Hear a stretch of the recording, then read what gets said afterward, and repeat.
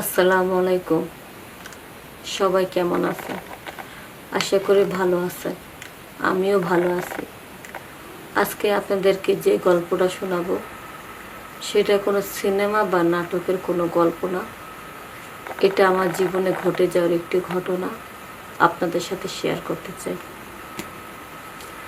আমার স্বামী বিদেশে থাকে। বিদেশে আজকে 10 বছর ধরে আছে। আমাদের কোনো বাচ্চা কাচ্চা হয় না।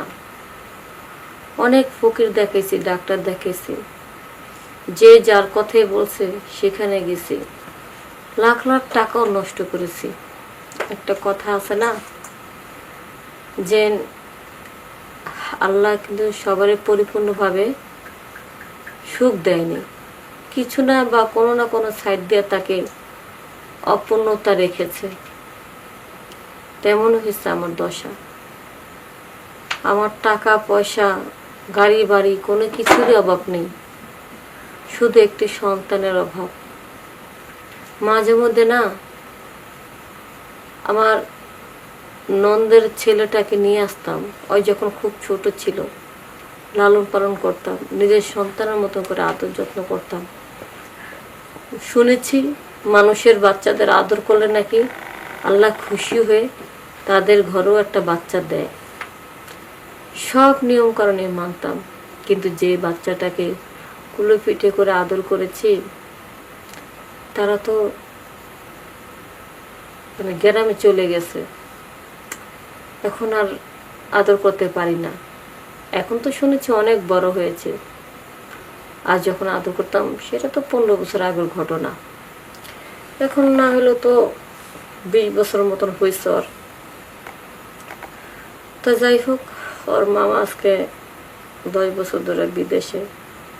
তো একদিন আমার নন্দা আমাকে ফোন দিয়ে বলতেছে, ভাবি এখানে তো স্কুলে পড়া শেষ করছি, এখন ওরা তো বড় কলেজে ভর্তি করাম, ভার্সিটিতে ভর্তি করামো, তো আমি গ্রামে পড়াতে চাচ্ছি না।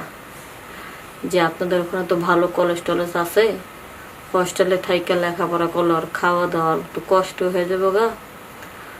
তো আপনাদের বাসা যদি একটু থাকতো তো একটু ভালো হইতো, ওর খাওয়া দাওয়া কষ্টটা হইতো না। তখন আমি বললাম ঠিক আছে, ওরা তাহলে পাঠা দাও, কোনো টেনশন নাই। আর আমি আসি না, আর আমার তো বাচ্চা কাচ্চা নাই, হয়তো আমার ছেলের মতন করি, ছেলের মতন আর কি আদর পাবে, কোনো সমস্যা নেই। ওকে তো আমি সন্তানই মনে করি। তো ওর মার সাথে ভালো সম্পর্ক, ওর বাবার সাথে ভালো সম্পর্ক। তো ছেলেকে লেখাপড়া শেখাবে বলেই তো আমার কাছে পাঠিয়ে দিছে। তো প্রতিদিনের মতন ও কলেজে আইতাছে যাইতাছে, ভর্তি করাইলাম, সব ঠিকঠাক ছিল। কিন্তু আমি তো একটা মেয়ে মানুষ, সব ঠিকঠাক পরও তো আমার মনে অনেক কিছু চাই। কারণ আমার স্বামীটা 10 বছর ধরে বিদেশে থাকে, বাইকটা আমার পাশেই ঘুমায় থাকে। ওরে যখন আলাদা বিছনা করে দিই, ওই থাকতে চায় না, কয় আমার খুব ভয় লাগে, আমি তোমার পাশে ঘুমাবো। বাস আমার পাশে ওরে জায়গা দিই। কিন্তু স্বামী তো অনেক বছর ধরে বিদেশে থাকে, এদিকে তো আমার একটা বয়ফ্রেন্ড আছে যার সাথে আমি নিয়মিত সময় কাটাইতাম। সেই বয়ফ্রেন্ডটা, আমার ভাগ্নেটা বাড়িতে আসছে দেখা সে আর আসে না। তার ভাগ্নে তো অনেকদিন থাকা করব, যেহেতু স্কুলে ভর্তি হয়েছে, জায়গা কলেজে ভর্তি হয়েছে। এখন বয়ফ্রেন্ড তো একদিন পর পরে আসতো, কিন্তু 1 মাস হয়ে গেছে আমার ভাগ্নেটা যায় না, আরও আমার বয়ফ্রেন্ড সুযোগ পাচ্ছে না। তো 1 মাস পর যখন একটা সুযোগ হয়েছে, এতটুকু বুঝতে পারছে যে আমার ভাগ্নেটা সহজে ঘুম ভাঙে না, ঘুমায় পড়লে সারা রাত জায়গা। তো এই জন্য আমি বয়ফ্রেন্ডকে খবর দিয়েছিলাম, সেই যেন আমার সাথে একটু সময় কাটাতে পারে। বাস সে আসলো, আর পাশের ঘরে নিয়ে, ভাগ্নের কাছ থেকে আমি উঠে যাই পাশের ঘরে নিয়ে বয়ফ্রেন্ডের সাথে ওই কাজটা করতেছিলাম। এদিক দিয়ে আমার ভাগ্না কি করলো, তার অর্ধেক রাতে ঘুমটা ভেঙে গেল বা মনে করছে হয়তো আমি কোনো ওয়াশরুমে গেছি, এটা ভেবে সে বসে আছে খাটের উপরে, যে আমার মামি ওয়াশরুম থেকে বের হলে সে আবার যাবে। এখন আধা ঘন্টা হয়ে গেছে, আমি যখন ওয়াশরুম থেকে বের হচ্ছি না, সে নিজেই ঘর থেকে বের হয়ে ড্রয়িং রুমে এসেছে। আইসা দেখে যে ওয়াশরুমটা তো খোলাই আছে, তাহলে মামি কোথায়।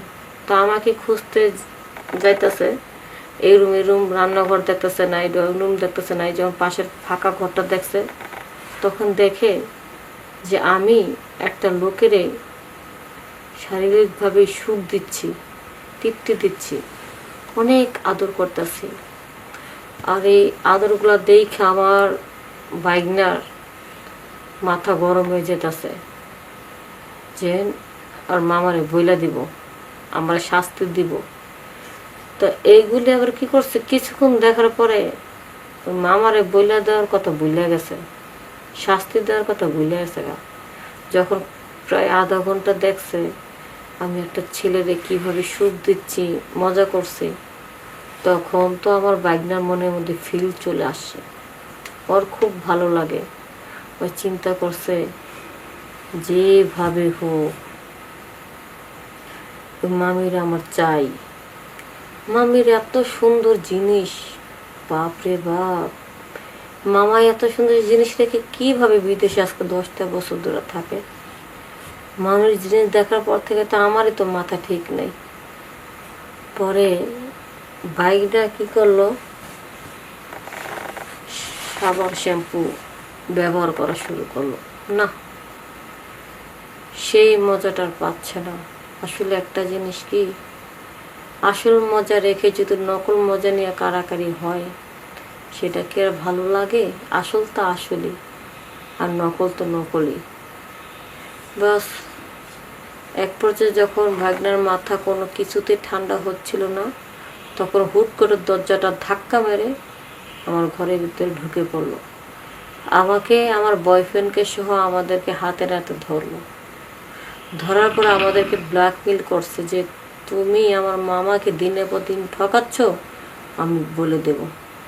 তখন আমার ভাগনার অনেক হাতে পায়ে ধরে তারে থামালাম।